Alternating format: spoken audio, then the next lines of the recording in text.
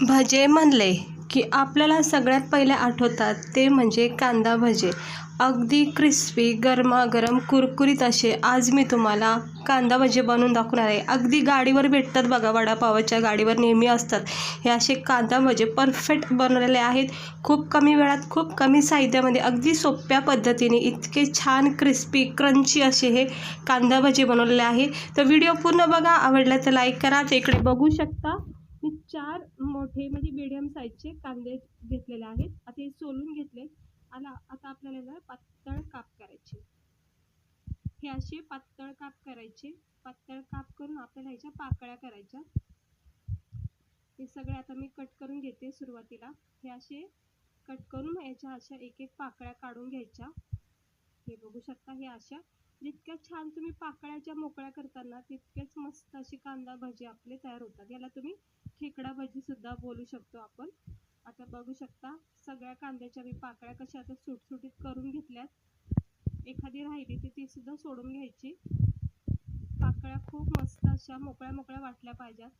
त्याच वेळेस आपले हे भजी जे आहेत ना ते छान वाटतील. नाही तर काय होतं, पाकळ्या अशा जॉईंट राहिल्या ना मग ते बेसन पीठच कव्हर होऊन जातं. मग ते भजे काय कांदा भजे तर वाटून येत नाही. कांदा भजी म्हणजे कसं वाटलं पाहिजे बघता क्षणी. त्यामुळं ना ह्या पाकळ्यात ना एकदम अशा मोकळ्या करून घ्यायच्या. याच्यामध्ये थोडीशी कोथिंबीर चिरून टाकते.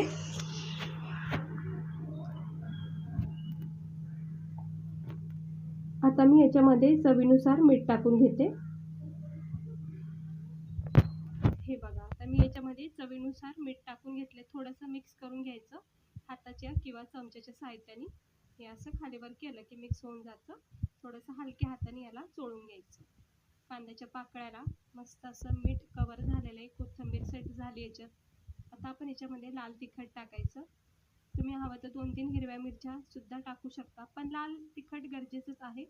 1-1.5 चमचा आवडीनुसार तुम्ही कमी जास्त करू शकता. त्यानंतर अर्धा चमचा हळद टाकलेली आहे मी. अर्धा चमचा धना पावडर आणि अर्धा चमचा गरम मसाला पावडर. हे अर्धा चमचा हा गरम मसाला पावडर टाकलाय. आणि आता जिरे टाकते. गरम मसाला आता टाकलाय सुरुवातीला, जिरे टाकून घेतले. आता आपण याच्यामध्ये टाकायचं एक सिक्रेट म्हणजेच तांदळाचं पीठ.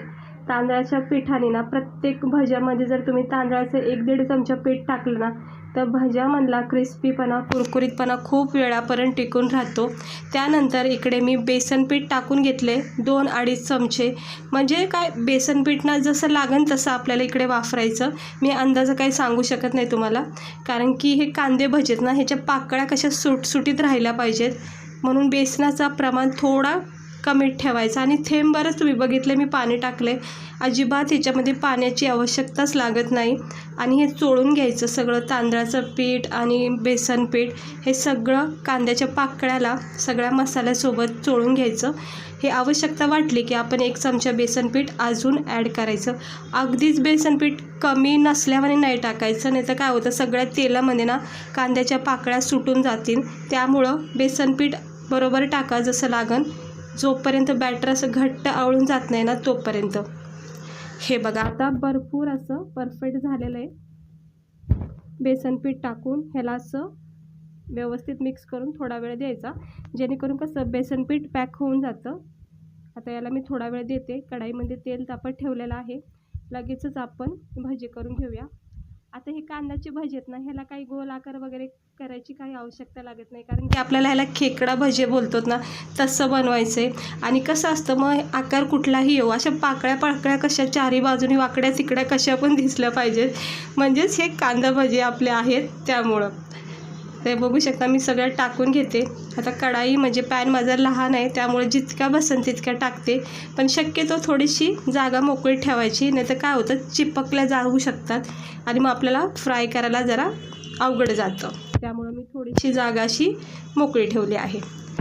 आता मीडियम फ्लेमवर ह्याला छानपैकी खरपूस म्हणजेच रंग चढेपर्यंत, लाल रंग छान असा येईपर्यंत याला फ्राय करायचं. थोडा वेळ द्यायचा, काही घाई करायची नाही. आणि हलक्या हाताने चमच्याच्या साहाय्याने याला चेक करायचं अगोदर की हे खालून कडक झालेत का नाही. आता बघा हे असं खालची साईड छानपैकी कडक झालेली आहे. तर मी बारक्या चमच्याने करते. बारक्या चमच्याने जर तुम्ही पलटी केलं ना असं खूप सहजपणे होतात. हे असं थोडा वेळ लागतो. हे असं व्यवस्थित मिक्स पलटी करून घ्यायचं.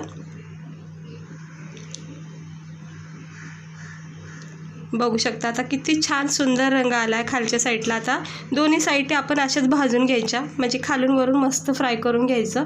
जोपर्यंत ह्याच्यामध्ये ना क्रिस्पीपणा क्रंचीपणा असं तयार होत नाही ना तोपर्यंत याला फ्राय करायचं. तर खूप कमी तेलामध्ये फ्राय करते मी भजे, कारण की बनवले आहेत थोडेच, खायची खूप इच्छा झाली. तर हे बघा जास्त काही करपवायचे नाही तर काय होतं कडवटपणा तयार होतो. आता इकडे बघू शकता मस्त आपले हे कांदा भजी तयार झाले आहेत खाण्यासाठी गरमागरम असे, आणि वाटतात ना असे आपले हॉटेलसारखे हे भजे. अगदी परफेक्ट झालेले आहेत. बघू शकता तुम्ही पाकळ्या किती छान दिसतात. रंग खूप भारी आलेला आहे. म्हणजे आपण जास्त काही याला करपवलं सुद्धा नाही, म्हणजे जास्त वेळ फ्राय केलं नाही. जास्त वेळ फ्राय केलं की कडवटपणा तयार होतो. आता उरलेला जो बॅटर आहे त्याचेसुद्धा मी आता भजे याच्यामध्ये पाडून घेते. जसं येईन तसे टाकायचे, काही गोल आकार द्यायचा गरज नाही आहे. आता मी हे टाकून घेतले, सगळे टाकून घेते एक एक करून. थोडंसं अजून बॅटर उरलं आहे ते नंतर फ्राय करते. आता तोपर्यंत हे 2 बॅचचे भजे झालेले ते तुम्हाला दाखवते. आता ह्यालासुद्धा कडकपणा येईपर्यंत, रंग चेंज होईपर्यंत फ्राय करायचं. हे बघू शकता मस्त असं हलक्या हाताने चमच्याच्या साहाय्याने फ्राय करत राहायचं. अधूनमधून असं आलटीपलटी करत राहायचं. काय होतं मग छानपैकी क्रिस्पीपणा तयार होतो. अगदीच हाय फ्लेम ठेवला ना मग वरच्यावरनं रंग चेंज होतो लगेच, पण आतमध्ये ना बॅटर वगैरे सगळा कच्चा राहून जातो आणि मग आपल्याला खाता वेळेस ते जाणवतो कच्चापणा. त्यामुळे ना मंद आचेवरच याला चांगलं फ्राय होऊन द्या. आता बघा ह्याचा कडकपणा तुम्ही लगेच अंदाजा लावू शकता, किती छान कडक भाजलेले आहेत. आता मी हे काढून घेते. तेलाचा वापर पण आपण कमीच केलेला आहे. हे बघा झालेत का नाही मस्त असे परफेक्ट कांदा भजे तयार. आता एका प्लेटमध्ये काढून घेते सर्व भजे आणि मग तुम्हाला दाखवते. हे बघा एकदम भारी झालेले आहेत. आता हे प्लेटमध्ये काढून घेते. टिश्यू पेपरवर ठेवले होते जेणेकरून एक्स्ट्रा ऑइल निघून जातं काढल्या. हे बघा तुम्ही बघू शकता, पाहू शकता किती याच्यामध्ये क्रंचीपणा आलेला आहे. आत्ता जस्ट काढले आहेत. थोडा वेळ झाला की याच्यामधला कडकपणा अजून तयार होणार, कारण आपण याच्यामध्ये तांदळाचं पीठ वापरलेलं आहे. तांदळाच्या पिठामध्ये खूप छान क्रंचीपणा राहतो भज्याला. तर हे बघू शकता तुम्ही आपले हे कांदा भजे किती भारी वाटतात. ते अगदी हॉटेलमध्ये गाडीवर भेटतात बघा असे वडापावसोबत, एकदम तसेच झालेत. आतमध्ये बॅटर एकदम छान असा भाजून निघाला बेसन पिठाचा आणि खूप टेस्टी चवदार असे हे कांदा भजे तयार झालेत खाण्यासाठी. केचपसोबत गरमागरम करून खायचे किंवा गरमागरम चहासोबत तर अप्रतिम ह्याचा आनंद येतो.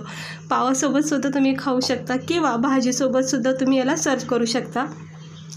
तर कशी वाटली तुम्हाला आजची आपली सोपी आणि झटकीपट कांदा भजीची रेसिपी? आवडली असेल तर नक्की एकदा ट्राय करून बघा. खूप कमी वेळामध्ये आणि झटकीपट बनवले आपण, काही वेळ लागत नाही. मस्त झालेले आहेत. परफेक्ट असा लुक आलेला आहे. पाकळ्या कशा दिसून येतात तुम्ही पाहू शकता. कांदा भाज्याच्या पाकळ्या किती छान वाटतात. ते असं वाटतं आपण बाहेरून आणलं आहे रेडीमेड. हे बघा याच्या पाकळ्या किती छान दिसतात आहेत, म्हणजे अगदी गोळे नाही झालेत. तर मस्त झालेले आहेत. आता मी गरमागरम चहासोबत याला खाणार आहे. तुम्ही पण ट्राय करा आणि या नक्की खायला. तर कशी वाटली नक्की सांगा. तर भारी आहे ती कांदा भजी, खूप भारी लागतात, टेस्टी असतात, झटकीपट होतात सुद्धा आणि सगळ्यांच्या आवडीचे सुद्धा आहेत. तर चला भेटते मी तुम्हाला पुढच्या व्हिडिओमध्ये. स्वस्त राहा, मस्त राहा आणि काळजी घ्या.